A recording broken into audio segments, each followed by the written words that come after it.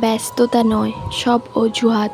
মানুষটা যতটা ব্যস্ততা দেখায় আসলে সে ততটা ব্যস্ত নয়। সময় দেবে সে আপনাকে, যখন তার জীবনে আপনার প্রয়োজন হবে।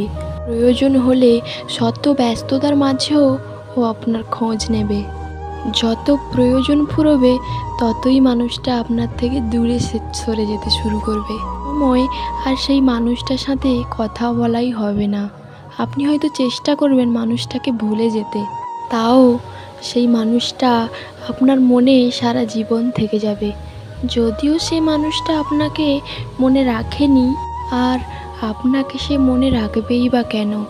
সে তো এখন অন্য কাউকে খুঁজছে যে তার প্রয়োজন মেটাতে পারে।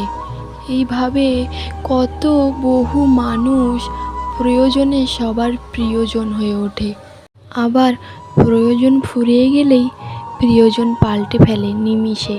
কখনো কি হয়েছেন এমন কারোর প্রিয়জন